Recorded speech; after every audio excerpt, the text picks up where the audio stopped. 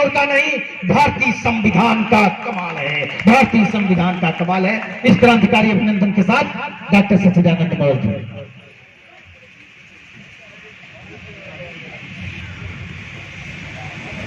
भारत की एकता, अखंडता और हम सबके शौर्य का प्रतीक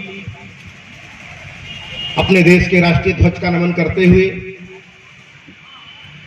हमारा देश भारत जहां विभिन्न धर्म, विभिन्न संस्कृतियों के लोग रहते हैं और सारी संस्कृतियों को, सारे लोगों को बड़े सम्मान के साथ एक सूत्र में बांध कर रखने की क्षमता रखने वाला भारत का राष्ट्रीय धर्म ग्रंथ भारतीय संविधान का नमन करता हूं।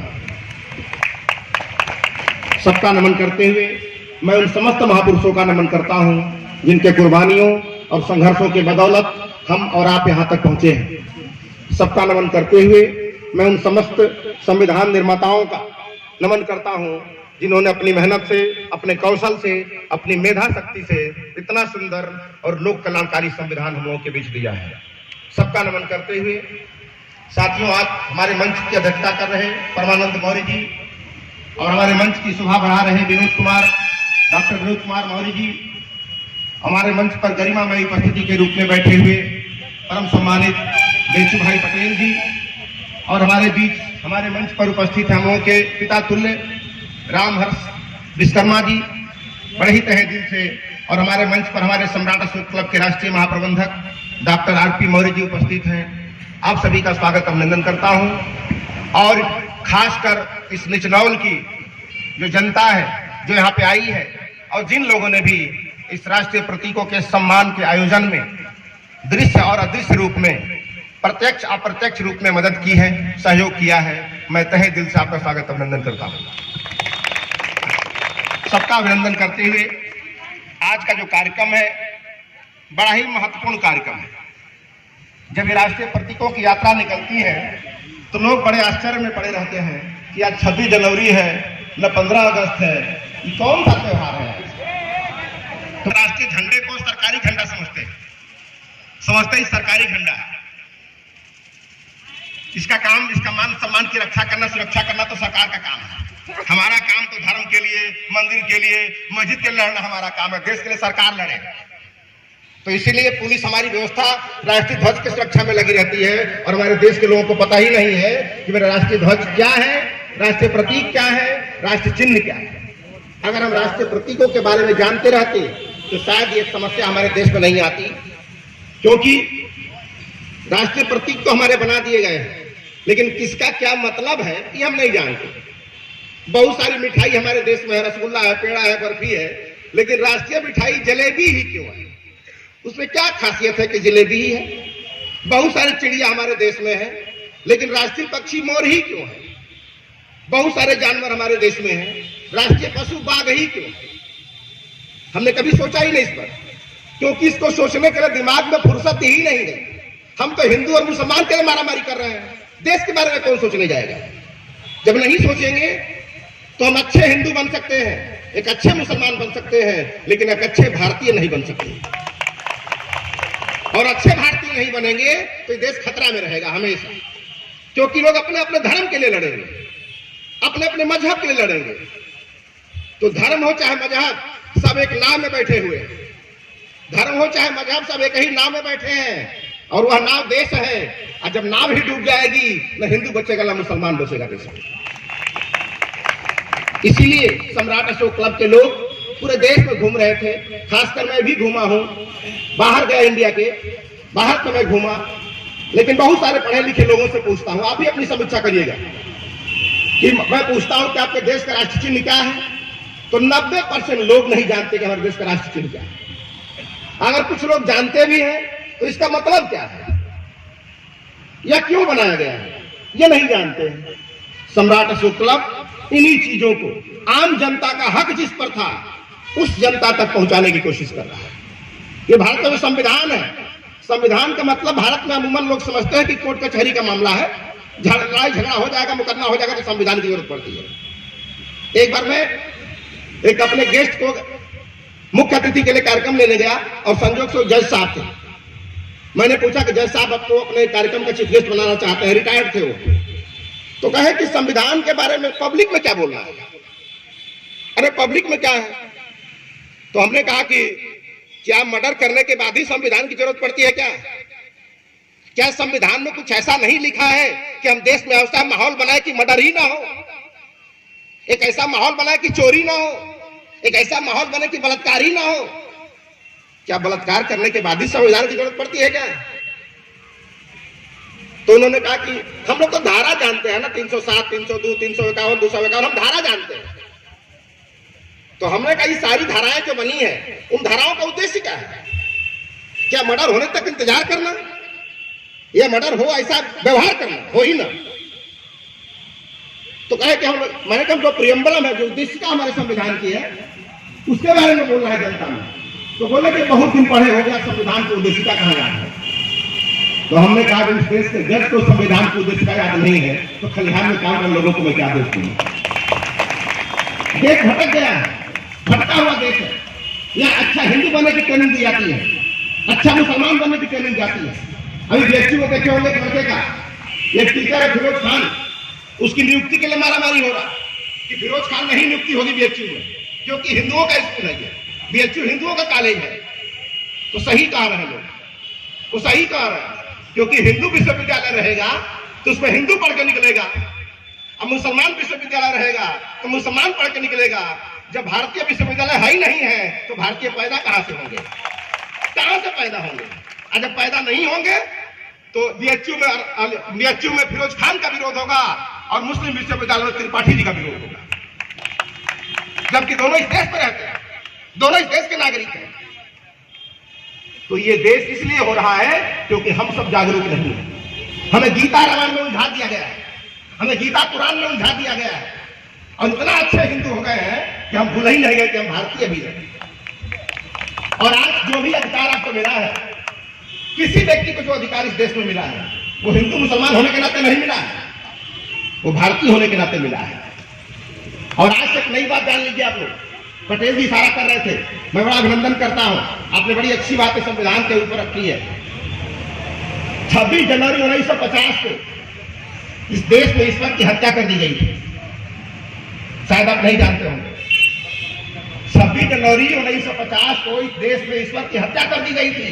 लोग लाश लेके हो रहे हैं 70 साल से, और लाश कभी किसी के मनोकामना पूरा नहीं करती। इसलिए ईश्वर को हमने चैलेंज कर दिया कि अब तेरा कानून नहीं चलेगा। जब तेरा कानून चलता था तो अहिल्या का बलात्कार करने पर भी इंद्र भगवान हो जाया करता था। तेरा कानून चलता था तो अहिल्या का बलात्कार करने पर भी इंद्र भगवान हो जाता था। आज हम भारत के लोगों का कानून है तो लड़की का बलात्कार करने पर आसाराम बापू जेल में है, चिन्मयानंद जेल में है, राम रहीम जेल में है। ये भगवान की कृपा नहीं है, ये भारतीय संविधान का प्रभाव है, प्रभाव। और आज बड़े सम्मान के साथ आप बैठे हो।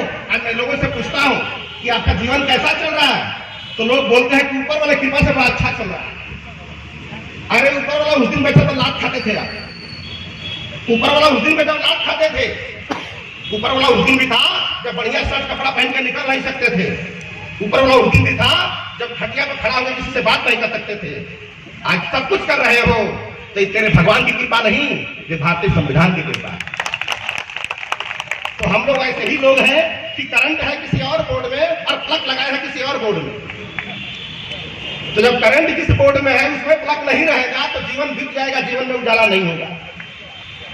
इसलिए जीवन में उजाला करना है तो भगवान में से प्लग निकालो और संविधान में घुसाओ, फिर देखना पावर तेरा क्या। तो इतनी बढ़िया पावर, इतना बड़ा चीज हमारे पूर्वजों ने हमें दिया है, लेकिन हम उस पत्थरों के पीछे लगे हुए हैं, पत्थरों के पीछे लगे। और धर्म तो इतना महान है कि सारे धर्म गुरुओं ने मिलके ये सिद्ध कर दिया, आपके सामने ये बता दिया कि हर पत्थर में भगवान है। ये बताने में सफल हो गए सब, लेकिन सारे धर्म मिलकर के ये सिखाने में सफल नहीं हो गए कि हर इंसान में इंसान है, हर इंसान में इंसान है। कोई धर्म नहीं पढ़ा पाया, लेकिन हर पत्थर में भगवान है, ये सब पढ़ा ले गए। इसीलिए समझिएगा ये बात, और ये कार्यक्रम कोई ऐसा वैसा नहीं था, ये राष्ट्रीय प्रतियों का सम्मान है। और जिस देश में राष्ट्रीय प्रतीकों का अपमान होता है वो देश कभी अखंड नहीं रह सकता। इसलिए सम्राट अशोक ने अखंड भारत की यात्रा शुरू की। अखंड भारत की यात्रा काबुल से शुरू होकर कंधार तक जाती है। इसलिए इस देश में छोटी सी बताऊं, इस देश में राष्ट्रीय मिठाई जलेबी क्यों है? कितने लोग जानते हैं? अब हंसते हैं। एक लड़के से मैंने पूछा, एमएससी किया था, कि राष्ट्रीय मिठाई जलेबी क्यों है? तो बताओ जलेबी मन कुछ जलेबी मन हंस रहा, जलेबी मन क्या है? हमने कहा भाई रसगुल्ला भी थी, लड्डू भी था, क्या खास था उस जलेबी में? तो एक गीत गाया जाता है, आपने जिलेबी को देखा होगा, टेढ़ा मेढ़ा गोल गोल गोल गोल ऐसे रहती है, उसका पता नहीं चलता कहां से शुरू और कहां से खत्म है, कितना टेढ़ी मेढ़ी होती है। लेकिन चाहे सुई सुई चढ़ा भी चुभाएंगे, मिठास तो नहीं निकलेगी।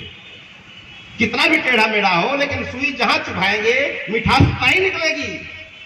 उसी प्रकार ठीक जिलेबी की तरह हम इस भारत देश के निवासी सभी जन एक हैं, रंग रूप भेष भाषा चाहे अनेक है, सब कुछ अनेक, हम टेढ़े मेढ़े हैं। यहाँ पर उतने टेढ़े मेढ़े हैं, कोई अहीर है, कोई चमार है, कोई मुसलमान है, कोई हिंदू है, कोई क्या है, यानी इतना टेढ़े मेढ़े हैं जिलेबी की तरह। लेकिन हम कितना भी टेढ़े मेढ़े हैं, लेकिन कहीं भी सुई चुभाएंगे तो भारतीयता का रस निकलेगा उसमें, इंडियन होने का रस निकलेगा उसे। लेकिन इस समय ये जिलेबी को किसी गलत सिरे में डाल दिया गया है। इस समय देश में वो जिलेबी जो थी उसको गलत सिरे में डाल दिया गया है। आप लोग चुभाते हैं तो कहीं तो हिंदू कहीं तो मुसलमान निकलता है, जबकि जिस दिन बनाया गया था तो ऐसी जिलेबी बनाई गई थी कि कहीं से चुभाओगे हिंदू मुसलमान नहीं, भारतीय होने का रस निकलता था। इसलिए इस देश की राष्ट्रीय मिठाई जलेबी है। इस देश का राष्ट्रीय पशु बाघ है। बहुत सारे लोग इस पर सवाल खड़ा कर रहे हैं कि बाघ को बदल के दूसरा बनाओ, दूसरा जानवर। हल्ला हो रहा है पूरे देश में। राष्ट्रीय पशु बाघ एक हिंसक जानवर है। एक तरफ सम्राट अशोक को लोग कहते हैं कि हिंसा छोड़ के अहिंसक हो गया तो सत्यानाश हो गया, और एक तरफ वही लोग कहते हैं कि हिंसक जानवर राष्ट्रीय पशु क्यों रहेगा, अहिंसक बनाओ। ऐसा क्यों ड्रामा होगा? एक निरीह जानवर को राष्ट्रीय पशु बनाओ जो अपना भी कल्याण नहीं कर सकती, उसको जानवर बना दो। एक तरफ हिंसा का विरोध, एक तरफ अहिंसा का समर्थन नहीं। राष्ट्रीय पशु बाघ ही क्यों है? क्योंकि बाघों की 4 प्रजाति होती है। जान लीजिए ध्यान से, सब पता नहीं मिलेगा। इसलिए मैं चाहता था कि बच्चे बैठे, स्कूल के बच्चे बैठे हो तो जिंदगी बीती आएगी उनकी, टीचर जान बता नहीं पाएंगे, क्योंकि टीचर खुद भी नहीं जानते क्या बताएंगे। तो राष्ट्रीय पशु बाघ ही क्यों है? बाघ की 4 प्रजाति होती है। एक होता है शेर, सिंह जिसे कहते हैं, एक होता है बाघ, और एक होता है तेंदुआ, एक होता है चीता, टाइगर। 4 होते हैं, 4 प्रजाति है। अशोक ने अपने राज्य चिन्ह के लिए सिंह लिया और भारत ने अपने राष्ट्रीय पशु के लिए बाघ लिया। क्या डिफरेंस है सिंह और बाघ में? क्या कैरेक्टर है दोनों का? तो आज से जान लीजिए कि बाघ जंगल में अकेला होता है, एक बाघ, और बाघ का कैरेक्टर होता है कि जब अपनी मां से निकलता है तो उतनी दूर तक जाता है जहां तक शाम तक लौट के आ जाए अपने मां में, और उसी के सर्कल में उसकी एरिया मानी जाती है। उतने दूर का बाघ मालिक होता है, उतनी दूर की सर्किल जहां से वो बाघ निकला और शाम तक पहुंचा और लौट के अपनी मां तक आ गया, उसके सर्किल में वो बाघ की एरिया मानी जाती है। और उसकी एरिया में दूसरा बाघ नहीं घुस सकता, क्योंकि जंगल का राजा बाघ होता है। उतनी एरिया में नहीं दूसरा बाघ जा सकता। कौन जा सकता है? उस एरिया में बाघिन जा सकती है, खाली दूसरा कोई नहीं जा सकता। वो भी कब जाएगी? जब प्रजनन करना होगा तब। अब प्रजनन हो जाएगा तो अपने बच्चों को लेकर फिर बाहर आ जाएगी। क्यों? क्योंकि जिस बच्चे को पैदा करेगी उसका फिर अपना एरिया बन जाएगा उसका एक। इसीलिए राष्ट्रीय पशु बाघ बनाया गया कि जो हमारे देश का प्रतिनिधि होगा, एमएलए होगा, विधायक होगा, प्रधान होगा, बीडीसी होगा, वो अपने घर से निकल करके एक बार अपने एरिया का सर्वे जरूर करेगा दिन भर में कि उसे क्या करना है क्या नहीं करना है। लेकिन आजकल क्या हाल है? विधायक जी का मोबाइल स्विच ऑफ है, प्रधान जी का स्विच ऑफ है, किसी को फुर्सतें नहीं है। तो ये सब चीज बनाए गए हैं, इसका बड़ा महत्व है। लेकिन अफसोस की बात है कि ये जनता का हक था जिस पर, वो जनता तक नहीं पहुंच पाया। सम्राट अशोक क्लब उन्हें पहुंचाने की कोशिश कर रहा है। इस तरह बहुत सारे राष्ट्रीय चिन्ह बने। राष्ट्रीय पशु बाघ, राष्ट्रीय चिन्ह जो हम लोगों का है स्तंभ, उसमें शेर क्यों है? क्योंकि सिंह का कैरेक्टर है, सुनिएगा ध्यान से। सिंह का कैरेक्टर है कि सिंह हमेशा समुदाय में रहता है, अकेले नहीं रहता। शेर हमेशा समुदाय में रहता है, समुदाय अर्थात अपने परिवार के साथ, अपनी फैमिली के साथ वो रहता है, कभी भी सिंह अकेले नहीं रहता है। और जब भी शिकार करना होता है तो शेर शिकार नहीं करता है, शिकार हमेशा शेरिन करती है, शेरनी करती है। जब भी शिकार पर हमला करना होता है तो शेर कभी नहीं करता है। शेर और उसके बच्चे मिलकर शिकार को घेरते हैं और हमला हमेशा शेरनी करती है उसके ऊपर। जब शिकार मारा गया तो सबसे पहले खाएगा कौन, ये बड़ा सवाल है। सबने घेर के मारा, खाएगा कौन पहले? तो सबसे पहले शेर खाएगा, क्योंकि शेर खाने का संदेश है कि सुरक्षा कवच हमारा तगड़ा होना चाहिए। इसीलिए भारत में सबसे पहले तनख्वाह जो दी जाती है वो डिफेंस को दी जाती है। भारत में सबसे पहले तनख्वाह कोई अगर पाता है तो सबसे पहले डिफेंस के लोग, फौज के लोग तनख्वाह लेते हैं। आपने फौजियों को तनख्वाह के लिए हड़ताल करते नहीं देखा होगा, क्योंकि सुरक्षा अगर तगड़ा है तो अंदर हिंदू मुसलमान करते रहो, कोई दिक्कत नहीं है, मंदिर मस्जिद मारामारी करते रहो, कोई दिक्कत नहीं है, लेकिन सुरक्षा सीमा तगड़ा होना चाहिए। इसलिए पहली पेमेंट दी जाती है, डिफेंस को दिया जाता है। इसलिए सबसे पहले आहार शेर करता है, उसके बाद उसके बच्चे करते हैं, अंत में वो गृहिणी करती है जो भोजन बनाती है। आप आज से 50 साल पीछे जाइए, हमारे परिवारों का मॉडल भी यही था। परिवार का मॉडल भी यही था, जब खाना बनता था तो पहले बड़े बुजुर्ग पुरुष खा के अपने दीवार में सोने चले जाते थे, फिर बच्चे खाते थे और अंत में गृहिणी खाती थी। ये हमारे परिवार का मॉडल था। ये मॉडल अशोक ने लिया राष्ट्र चिन्ह के रूप में, लेकिन आज ये मॉडल खत्म हो गया, ये मॉडल बिखर गया हमारा। अब आज तो भोज खाने जाते हैं तो पहले क्या होता था, पहले खिलाने वाला दौड़ता रहता था, खाने वाला एक जगह बैठा रहता था। अब खिलाने वाला एक जगह, खाने वाले दौड़ रहे पूरा टेंट में। सोचिए तमाशा, पहले खिलाने वाला दौड़ता था, सब्जी सब्जी तरकारी करता रहता था। अब खिलाने वाला स्थिर खड़ा है, खाने वाले परेशान है, पूरे टेंट में दौड़ लगा रहे हैं। सब मॉडल खराब हो गया हमारा, सब मॉडल खराब हो गया। ये सब राष्ट्रीय चिन्ह हमारे हैं, इनका कोई मकसद था, लेकिन हम गीता कुरान में इतना उलझ गए कि 70 साल तो हम इसी में बिता दिया कि मंदिर बनेगा कि मस्जिद बनेगा, जबकि ये देश का निर्माण लोक कल्याणकारी वेलफेयर स्टेट के लिए हुआ था। संविधान का निर्माण देश के कल्याण के लिए हम कानून बनाएंगे, संविधान बनाएंगे, लेकिन अब सरकारें जो आ रही हैं जा रही हैं वो वेलफेयर स्टेट के लिए नहीं, वेलफेयर रिलीजन, धर्म के लिए काम कर रही है। इंसान मारा जाए कोई बात नहीं, धर्म सही रहना चाहिए, क्योंकि धर्म धंधा है। आज के डेट में धर्म धंधा है, और जिनका धंधा बर्बाद होगा वो परेशान होंगे धंधे के लिए। और भारतीय संविधान जब तक जिंदा है धर्म का धंधा नहीं चलेगा, लेकिन हम मूर्खों की वजह से आज 70 साल से चल रहा है। हम मूर्ख हैं, लेकिन जब नेता आपको मूर्ख नहीं बोलेगा, क्योंकि उसको वोट चाहिए, उसको विधायक बनना है, तो आप मूर्ख रहोगे तब वो मूर्ख नहीं बोलेगा, बोलेगा बहुत महान आदमी हो, हम वोट देते रहो, मैं नेता बताऊं तो गधा। बहुत कम लोग हैं जिस देश की जनता को मूर्ख कहने की हिम्मत पैदा करते हैं। और जिस दिन व्यक्ति अपने को, आप मूर्ख कौन व्यक्ति है? हम देश के नागरिक हैं और हम अपने संविधान के बारे में नहीं जानते। एक चौपाई है कि हानि लाभ जीवन मरण, जस अपजस विधि हानि। विधि माने क्या पढ़ा पाखंडियों ने? विधि माने नियम होता है, कानून होता है, लॉ होता है। आप विधि माने पढ़ा दिया कि विधि माने ईश्वर होता है, विधि माने ऊपर वाला होता है। आई नहीं जानते हो कि ऊपर वाला भी आज विधि पर परेशान है। दुनिया है राम के भरोसे और राम खुद है संविधान के भरोसे। हमारा घर बनेगा कि नहीं बनेगा, अभी पावर समझ में नहीं आया हम लोग। दुनिया परेशान है कि राम जी की कृपा हो तो हमारा घर बनी, और राम जी खुद परेशान है कि संविधान की कृपा होगी तो हमारा घर बनेगा, है कि नहीं है? यानी हम ऐसे ही लोग हैं कि करंट है किसी और बोर्ड में और प्लग खोजती है किसी और बोर्ड में, कभी प्लग नहीं जलेगा आपका, ना बल्ब जलेगा जिंदगी में। बल्ब जलेगा तब जब करंट वाले बोर्ड में प्लग लगाओगे। और ये बात हम लोग समझाते हैं तो लोगों को लगता है कि हम धर्म का विरोधी आदमी हैं, धर्म का विरोधी आदमी। हम धर्म का विरोधी जरूर हैं, लेकिन मानवता के विरोधी आदमी नहीं है। अगर आप चोरी करते हो तो अगर कोई धर्म हो क्या फर्क पड़ता है? अगर आप चोरी करते हो तो हिंदू चाहे मुसलमान रहने क्या फर्क पड़ता है? आसाराम बापू क्या धर्म है? आसाराम बापू किस धर्म के आदमी है? कोई अपने धर्म में लेगा उनको? काहे ला? 70 साल के सनातन परंपरा के प्रोडक्ट है, लीजिए क्या दिक्कत है? 70 साल सनातन प्रोडक्ट, सनातन परंपरा का प्रोडक्ट है, लीजिए गोल्डन प्रोडक्ट आपका निकला है।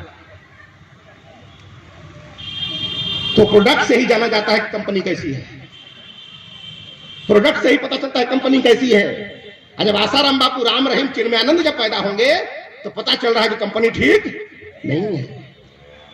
एक कंपनी थी कि बेस्या चली आती थी उस अस्पताल में, आम्रपाली आई बेस्या बन करके, और उसी कंपनी में आई कि अरहंत बन के लौट के गई। अंगुली मालाया डकैत बन के हमारे कंपनी में, और ऐसा बनाया उन्होंने कि साधु बन के चला गया। और वो कंपनी ऐसी है कि साधु आया और जेल में चला गया 70 साल बाद। इतना बढ़िया हो गया, इतनी बढ़िया कंपनी है, समझो ध्यान से। इसलिए मैंने कहा कि 70 साल पहले 26 जनवरी 1950 को इस देश में ईश्वर की हत्या हो गई थी। अब ईश्वर का कानून नहीं चलता है, अब कानून आपका चलता है। चुनाव जब आता है तो कोई बाबा विश्वनाथ का प्रणाम नहीं करता है, गली गली घूम के आपका प्रणाम करता है। क्यों? क्योंकि इस देश में सर्वशक्तिमान पब्लिक है, हम भारत के लोग हैं, हम भारत ऑलमाइटी गॉड हम लोग हैं। हम बनाते हैं और बिगाड़ते हैं, लेकिन अफसोस की बात है कि देश बनाना होता है तो हम बनाते हैं, और तकदीर बनानी होती है तो पत्थर के सामने जाकर गिराते रहते।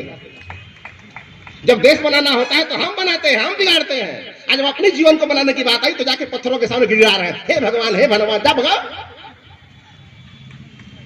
भगवान भी सोचता हुआ कितने गधे लोग हैं कि दे दिया इनको 440 वोल्ट का ही खाली बोर्ड में पड़े हुए हैं, परेशान होगा वो भी अगर होगा तो। इसलिए सम्राट अशोक क्लब का जो आयोजन है, ये सम्राट, ये संविधान की भावनाओं को, राष्ट्रीय प्रतीकों की भावनाओं को पब्लिक तक पहुंचाने के लिए। इसलिए हम तीखा बोलते हैं, क्योंकि जो सुनाना चाहता हूं तो लोरी सुनाएगा, आयो निदार बन के ठोक के सुनाएगा, लेकिन जो जगाना चाहता है वो लोरी नहीं सुनाएगा, वो गर्म पानी फेंकेगा। और गर्म पानी फेंकने वाले लोग गाली देते हैं क्योंकि वो सोना चाहते हैं। और सोना जो चाहता है तो जौने रोगिया खोजे हुए पैदा बताओ, सूता बेटा ठोक के, तो शौचालय चाहिए, हमको सचिवालय चाहिए। बेटा सूता ठोक के तो शौचालय चाहिए ना, तू शौचालय ले लो, हमको सचिवालय दे दो। तो तू शौचालय में हक करो, तू सचिवालय में हक करेगा, क्या दिक्कत है? तो पावर कहां है, कहां भटके हुए? और जब समझाया जाता तो बात समझ के आती है, घर जाकर फिर वही बात। तो जो बात है इतने समय बर्बाद करते हैं इसी बैठकों में, तो यहां से कुछ लेकर जाया करिए। लेकिन हम बैठे जरूर है, 2-4 घंटे सुनते हैं, लेकिन जो यहां सुनते हैं यही छोड़ के घर जाते हैं। तो यहाँ फार्मूला कितना बढ़िया हो, जब तक उसने मान नहीं रखे उत्तर नहीं आएगा। प्रवचन सुनने से बैकुंठ नहीं जाओगे। वो सूत्र है, फार्मूला है, हानि लाभ जीवन मरण, जस अपजस विधि हाथ। विधि माने कानून होता है, हानि लाभ विधि के हाथ में। बिजनेस की जो पॉलिसी है, व्यापार का जो तरीका है, अगर उस पॉलिसी के अनुसार अगर आप व्यापार करते हो तो लाभ होगा, अब पॉलिसी का उल्लंघन करोगे तो हानि होगी। अब हानि लाभ जीवन मरण, रोड के बाएं चलोगे तो घर जिंदा जाओगे, और दाएं चलोगे तो मर के जाओगे। क्या होगा? हानि लाभ जीवन मरण किसके हाथ में है? कानून के ऊपर है। आपने बाएं चलने का पालन नहीं किया तो मर जाओगे, मर के घर जाओगे। तो बोलोगे कि भगवान और करुणा पर लड़ के मरे के लिखल रहना है, बस हो गया, फ्यूज निकल के करेंगे, काम खत्म। कोई मरीज, डॉक्टर मरीज कह लेगा सरकारी अस्पताल में, अगर रोगी मर गया तो पहले से मान के चलता है भगवान की तरह किस्मत पे सही मरे के लिखले रहना है। तो जब आपने खुद ही उसको छोड़ दिया, उस नालायक डॉक्टर को जिसकी लापरवाही से वो मरा है, आपने किस्मत का ठोक करके उसकी जिम्मेदारियों से मुक्त कर दिया। आपने उसकी जिम्मेदारियों से मुक्त कर दिया आपने, जबकि लापरवाही अस्पताल की है, लापरवाही डॉक्टर की है। लेकिन आपके दिमाग में जो भूसा ठूसा गया है कि ऊपर वाला किस्मत में मरे के लिखा रहना, तब मरो, क्या चिंता है? इसलिए भारतीय संविधान बहुत बड़ी ताकत है, इसको समझिए और राष्ट्रीय प्रतीकों का सम्मान करना सीखिए। इसलिए राष्ट्रीय प्रतीक बनाए गए ताकि लोग हिंदू और मुसलमान के नाम पर न लड़े। लेकिन इस देश में ऐसा होता है कि एक मुसलमान को दामाद बनाया जा सकता है, लेकिन बेच्चू में एडमिशन नहीं दिया जा सकता। रहबर बना के कोहबर में घुसा सकते हैं, लेकिन बेच्चू में नियुक्ति नहीं दे सकते। तो समझिएगा इस बातों को धीरे धीरे, क्योंकि जब हम बेवकूफ रहेंगे तो बेवकूफ बनाने की कोशिश करेंगे। बहुत सारे लोग गाली देते हैं, विरोध करते हैं कि उन्होंने हमारा शोषण किया, हमारा ये किया। किसी ने आपका शोषण नहीं किया है। सच तो यह है कि आपने शोषण अपना करवाया है, किसी ने किया हुआ नहीं है। मच्छर क्या करता है? काटता है। उसका काम क्या है? आपका काम क्या है? कटवाना। तो मच्छर काम काटना है, तो वो अपना काम कर रहा है, तो उसको गाली क्यों दे रहे हो? आपके गाली देने से क्या वो काटना बंद कर देगा? काटना बंद कर दे तो फिर मच्छर नहीं कहलाएगा वो, क्योंकि अपने पैतृक गुण का वो पालन कर रहा है। उसके पूर्वजों ने काटा है और वो भी काटेगा। तो मच्छर अपना कैरेक्टर नहीं बदल सकते। अगर बदलना है तो अपना कैरेक्टर बदल दो, तेरा कल्याण हो जाएगा। अपना कैरेक्टर बदलो। गाली देने से कोई व्यवस्था सुधरने वाली नहीं है। मच्छरदानी लगा लो, मच्छर घूमता रहेगा, क्या फर्क पड़ता है?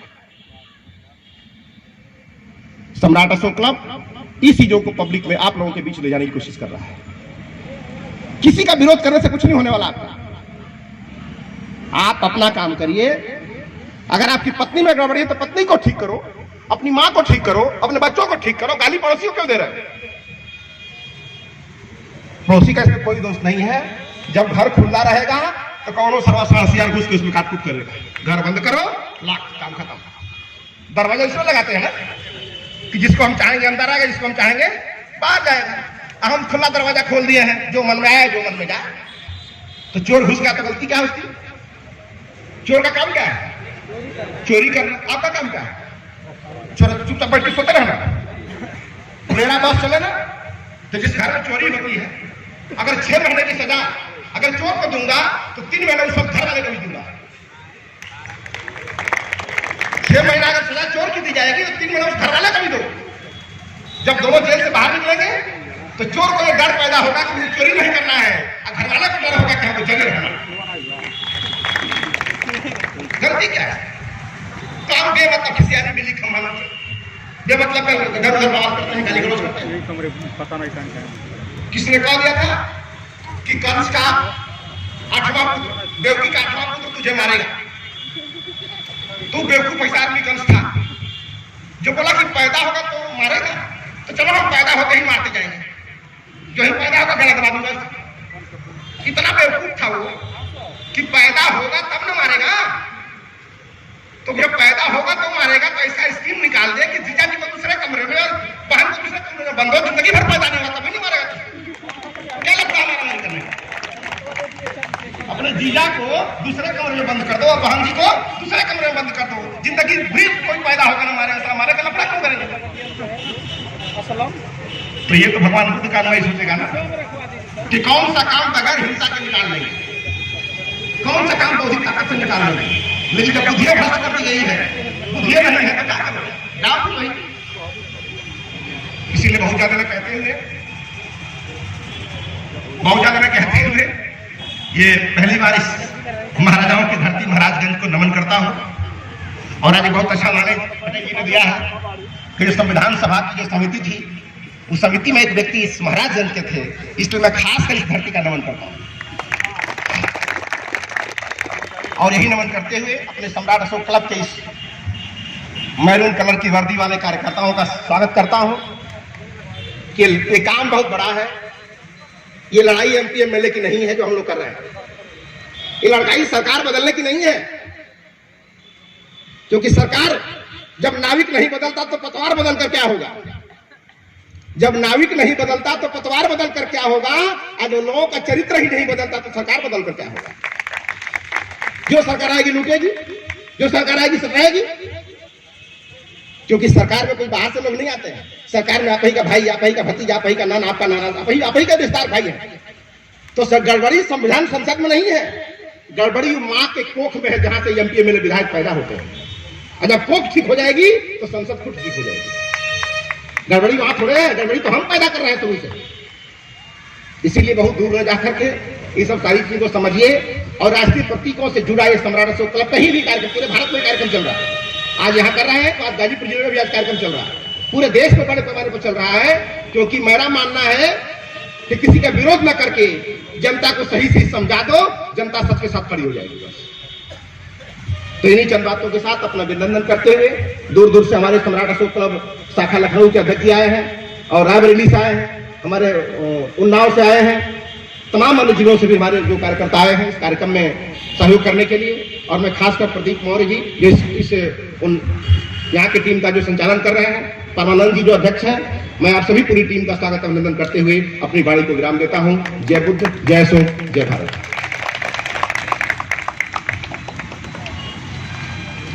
बहुत बहुत धन्यवाद डॉक्टर साहब। आपने भी इस बार ऑपरेशन किया तो बिना निश्चेतना की सुई लगाए हुए डायरेक्ट ऑपरेशन कर दिए एकदम, और ये एहसास करा दिए कि आपने अपने मुखार बिंदु से जो एहसास कराया कि हमको अब मंदिर मस्जिद गिरजाघर गुरुद्वारा नहीं, हमको मंदिर मस्जिद गिरजाघर गुरुद्वारा नहीं, वो काम चाहिए। विकसित राष्ट्र की श्रेणी में भारत हो ऐसा नाम चाहिए। ईद दिवाली भले मनाए, संविधान सम्मान चाहिए। बुलेट ट्रेन जापान नहीं, अब भारत में निर्माण चाहिए, भारत में निर्माण चाहिए। ये एहसास करा दिया डॉक्टर साहब ने कि जब भारतीय संविधान के अनुसार आप चलेंगे तो सब कुछ हासिल होगा, इसमें कोई संशय नहीं है साथियों। तो अब हमारे बीच में चूंकि सम्राट अशोक क्लब भारतीय मूल्यों की रक्षा के लिए ही बना हुआ है, किसान, नौजवान, व्यापारी, सैनिक सबके सम्मान होता है और प्रतिभाओं का भी सम्मान